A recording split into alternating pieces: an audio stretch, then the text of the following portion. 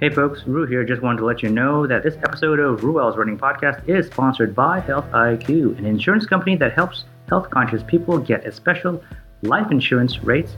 I don't know why I said especial, but Health IQ can save customers up to 33% because physically active people have a 56% lower risk of heart disease, 20% lower risk of cancer, and 58% lower risk of diabetes compared to people who are inactive. So, what does that mean? It means later on in the show, I'll tell you a little bit more, but just feel rest assured that Health IQ uses science and data to secure lower rates on life insurance for health-conscious people like yourself. You know, you, the runner, the cyclist, the strength trainer, you know, the acrobat, the gymnast, somebody who's just active and, takes care of themselves. You know, they want to take that data into consideration so that you can maximize your life insurance buying capabilities. That's the way I'm going to put it, and I'm sticking to it. And remember, to see if you qualify, get your free quote today at healthiq.com/RUEL. That's healthiq.com/Ruel. Or mention the promo code RUEL. That's Ruel when you talk to a Health IQ agent.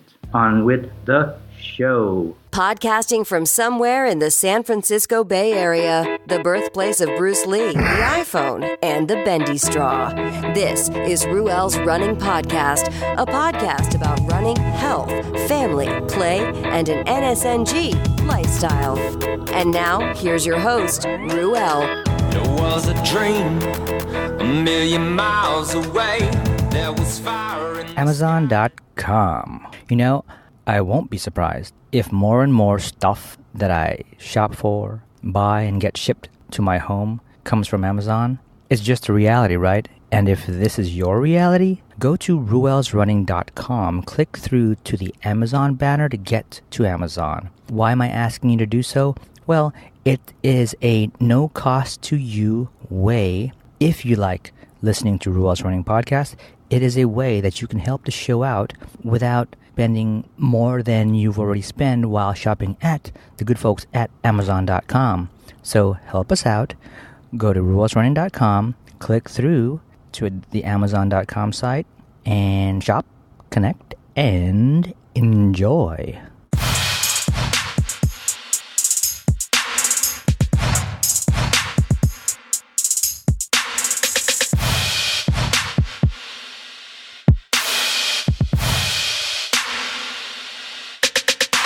All right, welcome to Ruel's Running Podcast. I'm your host, Ruel Abadam. What's up? If you are a new listener, welcome to the show. If you are a return listener, welcome back.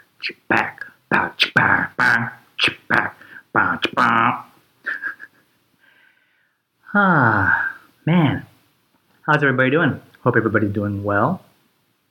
Hope everybody is eating well, sleeping well, exercising, eating something delicious, hugging their friends, hugging their family, and doing something.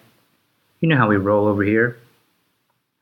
And I just want to say I am still on a quest for music. And if it's not for this podcast, it's for other podcasts. So if anybody has any ideas where I can grab some awesome music that won't get me in trouble as far as copyright and whatnot, I'd love to know. So give me a buzz at 650-MUGRUEL. That's 650-684-7835.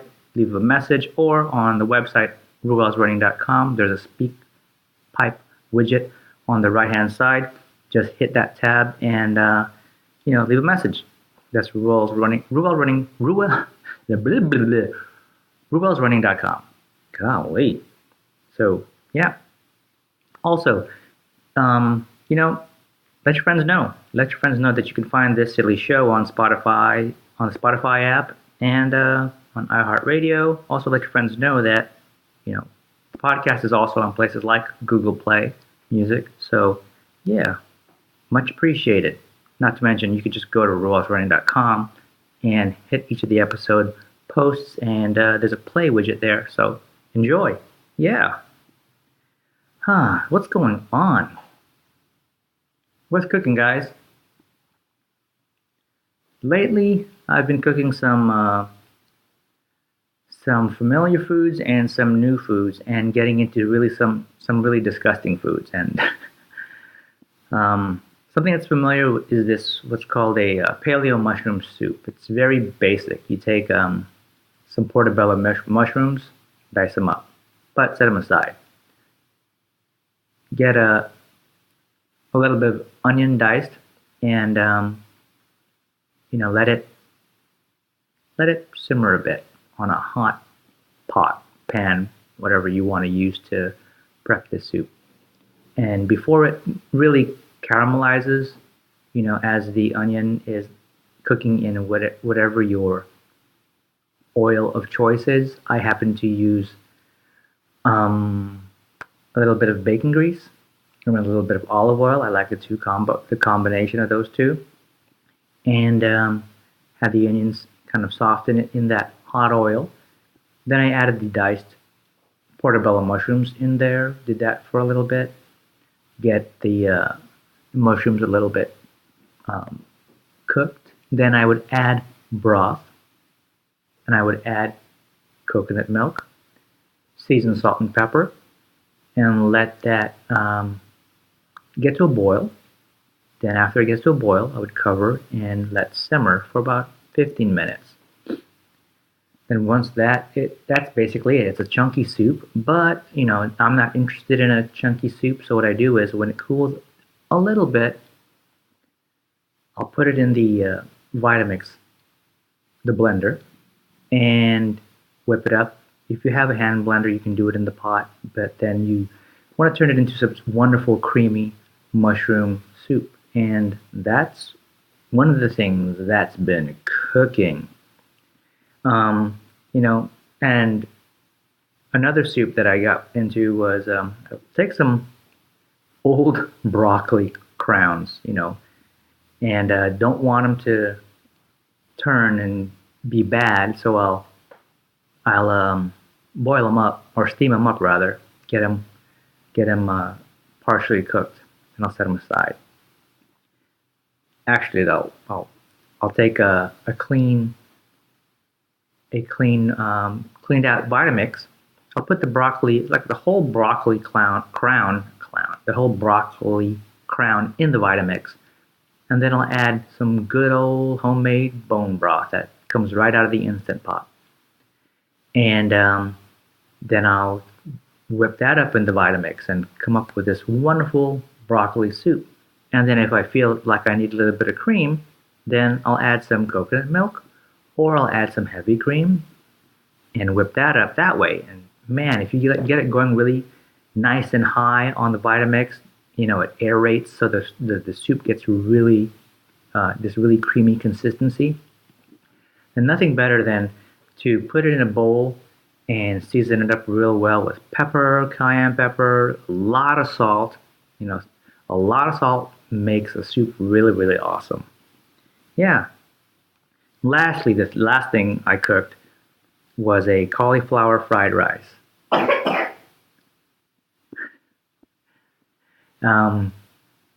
So what is that? That's the basic cauliflower rice that I've done, where I take the cauliflower florets and I'll do a variable 4 speed on the Vitamix to rice the cauliflower, and then I would simmer some shallots in some ghee or some olive oil or whatever oil I feel like, and then I'll put the cauliflower rice in it, and just get it nice and incorporated, and then I'll cover it on low for about 10 minutes, and then you can see the level of doneness you're interested in. I like it to where a lot of the moisture has been cooked off, but it's not burnt.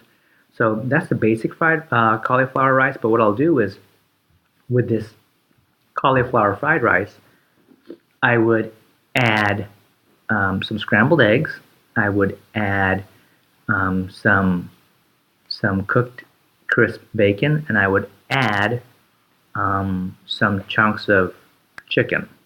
So if you have the chicken pre-cooked, if you have the bacon pre-cooked and the egg pre-cooked, this can go pretty fast. But it was my first time making this particular recipe, and I realized, oh, the chicken needs to be cooked.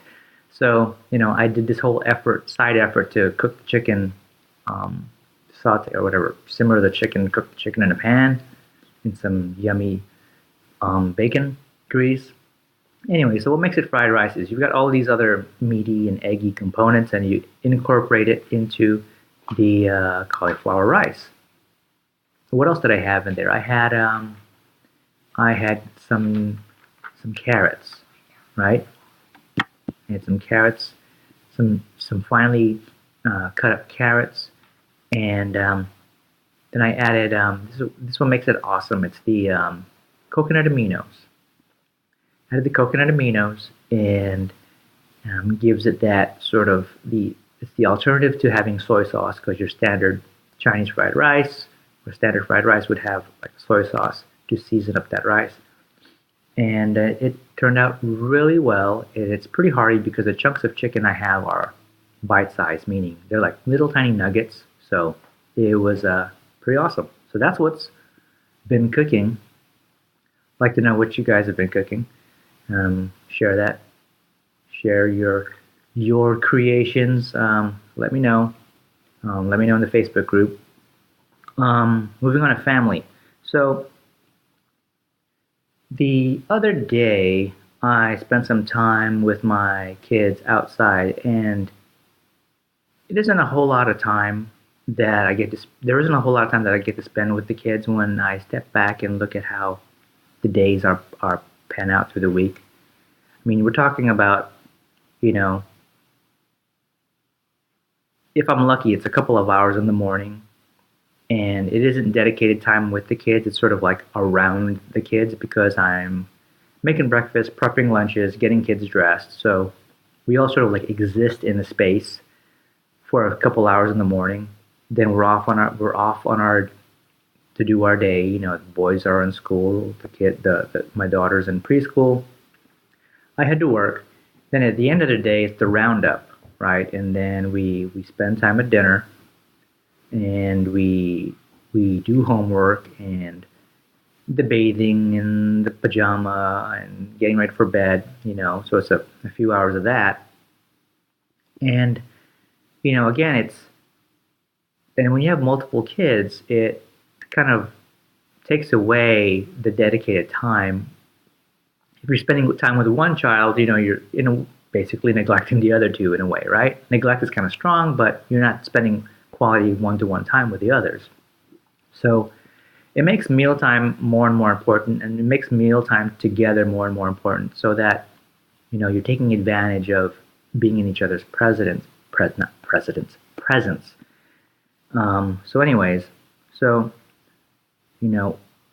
Days like a few days ago where I took the boys outside for some play.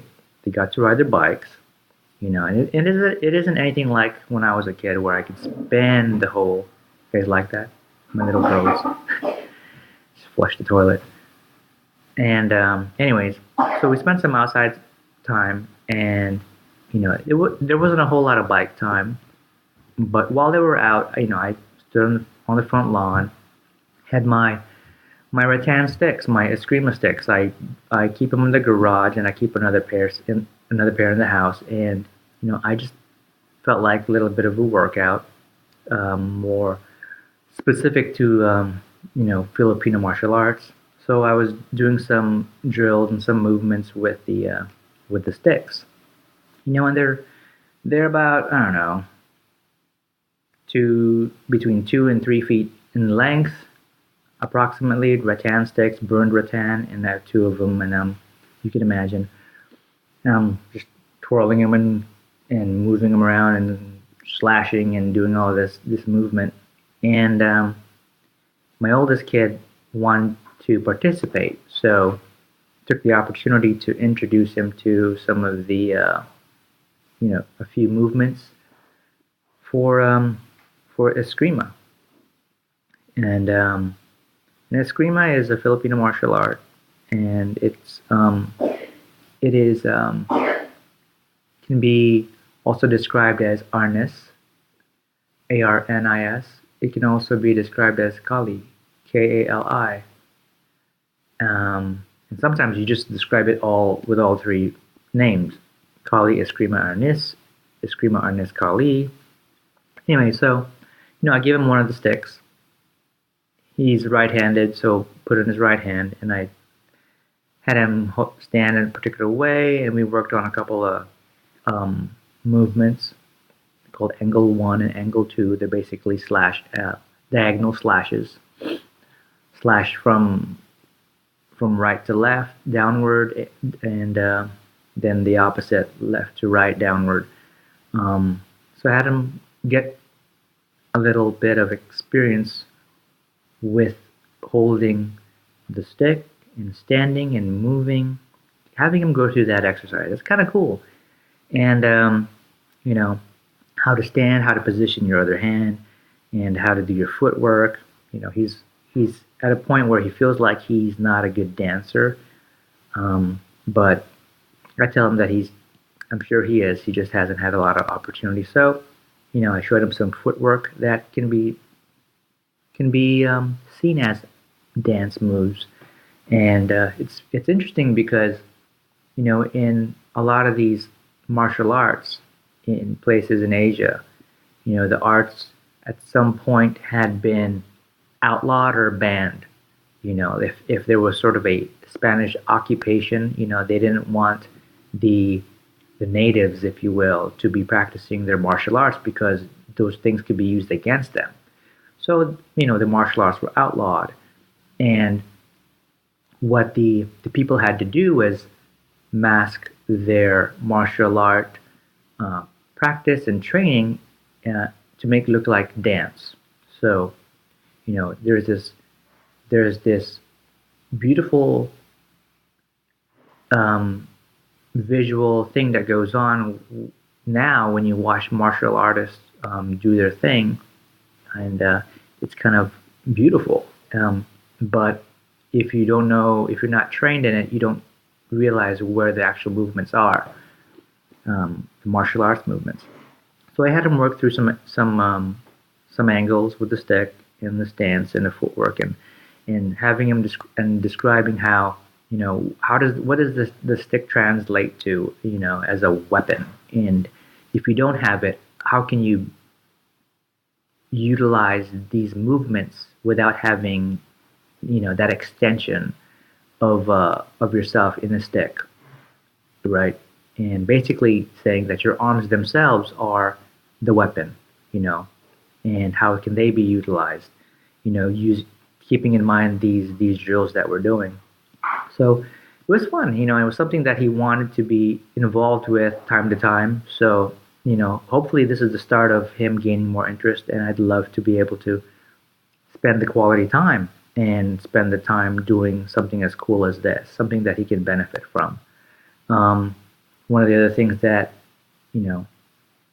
was trying to teach him was sensitivity drill. So it's a series of movements where we get to exchange back and forth, and in a way, it was also a way for me to sort of get a refresher on this stuff, and the stuff that I haven't done in a long time, and I miss it a whole lot. So yeah, that was family time. A little bit of weapons training. Yeah. Health IQ rated 9.6 out of 10 on Trustpilot. Customers love them. Ryan Hall, the fastest marathoner in American history and the only United States athlete to break the 1 hour time for the half marathon. This is what he has to say about Health IQ. Quote, "It's perfect because it's made for people like me with a healthy, active lifestyle," unquote. The lower heart rates that many pro athletes have can sometimes negatively affect insurance rates. Hall liked the fact that Health IQ used this active lifestyle as an asset in getting a good life insurance rate rather than it being a detriment. He commented that he appreciated how Health IQ made the process easy and simple for him, given how limited his time already was. Health IQ is the fastest growing life insurance company with over $5 billion in coverage. So, like saving money on your car insurance for being a good driver, Health IQ saves you money on your life insurance for living a health-conscious lifestyle. To see if you qualify, get your free quote today at healthiq.com/Ruel or mention the promo code RUEL when you talk to a Health IQ agent today.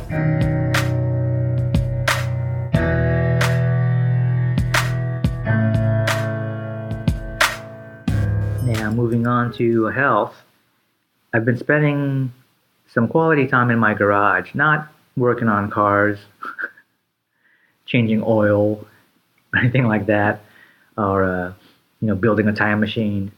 I've been working out in the garage, and it's a 2-car garage, and we've got a vehicle in there already, so I've got less than half of a vehicle space to do a workout. And I've been primarily doing ropes, jump rope type stuff, and started integrating some band work,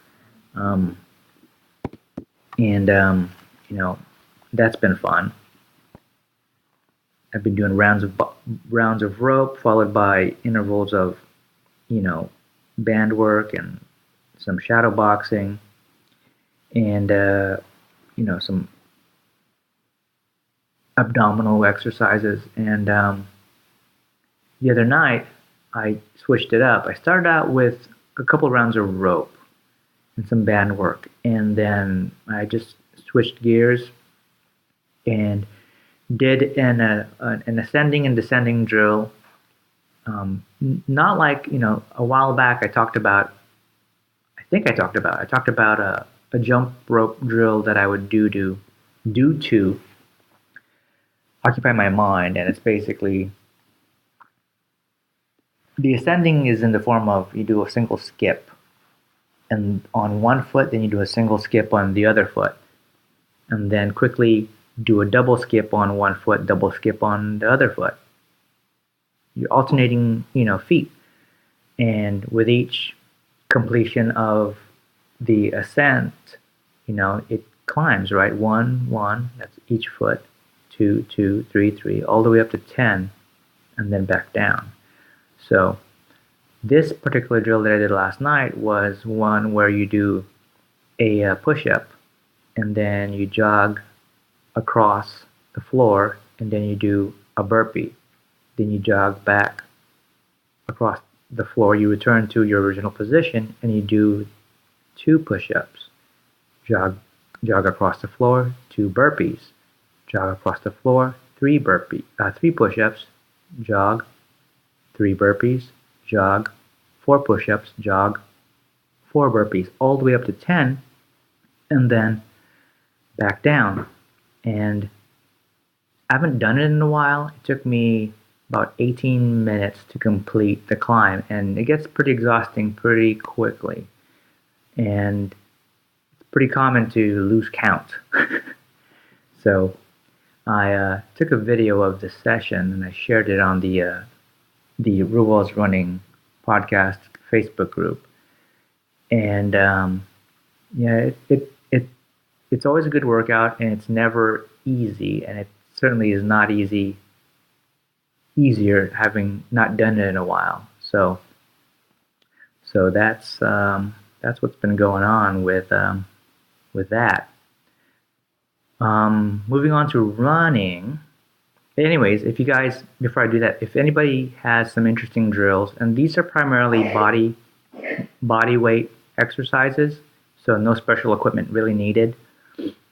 And there's so many ways you can mix it up, but the push-up and burpee drill was something that I picked up when I was in Muay Thai classes. It was it was something that was a part of the conditioning, and it's pretty awesome, Anyways, moving on to running, I have an upcoming trail run this weekend. It's I think it's called the Chabot Red Tail Ridge Trail Run, and it's in Castro Valley. It starts along Lake Chabot, and it goes up a couple of park, I don't know what you call it, regional park trails and whatnot. And again, it's a 50K that I've signed up for. I have 8.5 hours to complete it, and I barely made it last year, and no idea what the conditions will be this year. I've been doing a bit more running than I have had leading up to my first attempt last year, so I like to think that I'm a little bit more fit coming up to this. But guess what? I did this workout in the garage the other night, so I'm a few days away from the trail event. I just need to make sure that I recover as best as possible so that this drill that I did doesn't harm my performance at this trail event. I mean, at the end of this trail run, right? So there's accumulated elevation gain of 4,000 feet, I think. So it's going to be work. It's going to be some suffering for me, and it's something that scares me still, but it's something that I am looking forward to doing, and as best as possible, try to approach it with have as much fun as I possibly can, even though I'm there to suffer. But that's the way it goes. It's a time to do some painful meditation, if you will. Okay, I'm gonna have to pause this. Hey guys, I'm back. Sorry about that. There was a bit of a mild concern. Not an emergency. It could have been an emergency. Basically, you heard my daughter in the background, and she was just doing her thing before she needed to go to preschool, and she had a little bit of a bloody nose. It was just kind of like trickling off of her right nostril, and she's like, making her noise like, without using a word. She's like, is the universal word for anything. And I'm like, okay. So that's when I had to call it quits right then and there, so that I could do the cleanup. And usually when she gets these bloody noses, gets the bloody nose, because she only has one nose. She can't have bloody noses. When she has a bloody nose, do the cleanup, and then wad up a paper towel. Not a bath tissue. If I have the choice, I'll wad up a paper towel. Not a whole sheet, but a small section, and roll it up, and then just pop it in her nose, and let that sort of plug things up, and be done. But she had some pretty good level of bleeding going on after I stuck the absorbent paper towel in her nose, so I had to swap that out about 3 times or something, and it settled down. And what happens is when the blood pools up in there and it doesn't go anywhere, it just gets kind of gooey. So on some of those swap outs, it's just this kind of goopy bloodiness that just kind of strings along with the paper towel as I pop it out. So as that cleared up, then there was room for I guess the easier coagulation and stopping of the bleeding. So that's that. Awesome. So I had to do that, get her dressed, because a lot of time had been taken up, and I had to get her ready for school. And here I am. I've hit the road, and so I think, unless there's something else to think about, I'll end it here. And just wanted to remind folks that if you know somebody who can stand to benefit from this silly little show, let them know. And if you have tuned in and find it entertaining and informative to some degree, I would appreciate it, not only if you share it, but if you could also give this podcast some love, and you can always give that by going to leaving an Apple Podcast review, and just go on your what was formerly known as iTunes. Go to Apple Podcast. iTunes still exists. They're just trying to differentiate the branding as it pertains to, when I say they, meaning Apple. They want to, all of the podcasts that go through them, they want to brand as Apple Podcasts and separate it from iTunes. I can only imagine why, but that's fine. So yeah, I haven't promoted in a while, but the podcast hasn't received any new reviews lately, and it'd be great if a new listener out there could share some love, or if you are an old listener, have been listening for a while but have yet to provide your review, please do so on iTunes, aka Apple Podcasts. Awesome. So with that, I close so early as I recover from that garage workout. Hug your friends, hug your family, eat something delicioso, and go run something. Bye. Thanks for listening to Ruel's Running Podcast with Ruel. If you like what you just heard, share it with your friends and your enemies. Also, be sure to check out the site over at ruelsrunning.com. This has been another Coffee with Heavy Cream production. Join us next time for another silly show of Ruel's Running Podcast.